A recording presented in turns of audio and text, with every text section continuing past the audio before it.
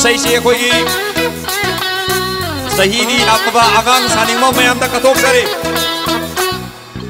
Lida lida pachabas ay kaktani Kuira kuira naktok paso ay tani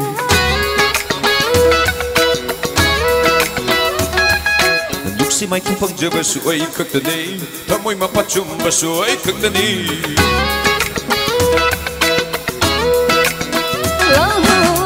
Lida pachabas ay kaktani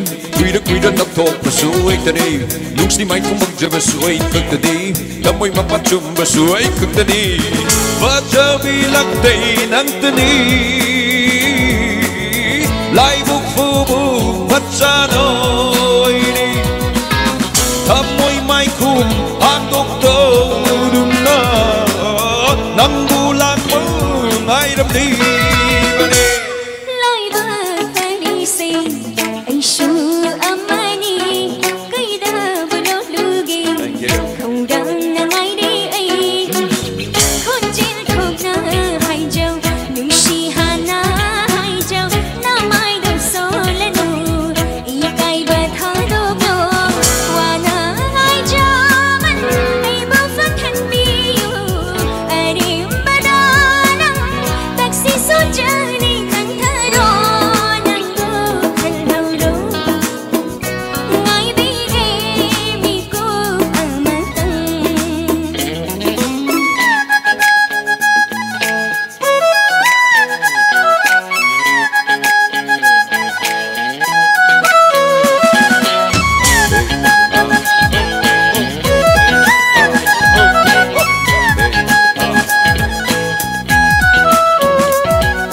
Nung siya bang di lang bani Kung nabang nalung bani Tamoy masakang laga Nung siya hausi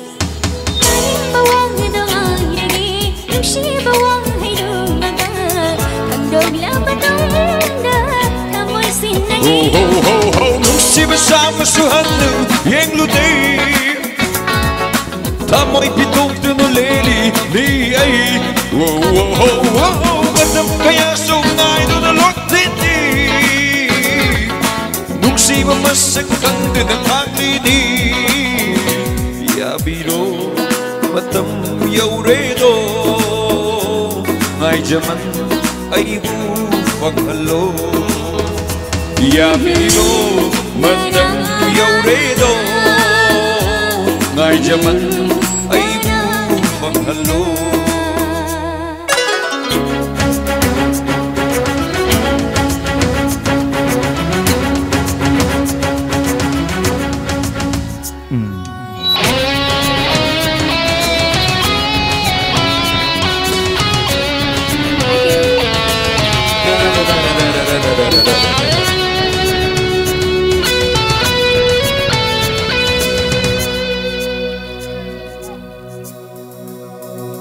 Nung shibana yom sile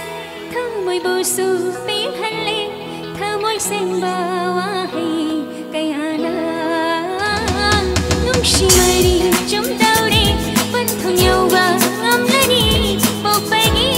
mahi Yan jari Nang nakalino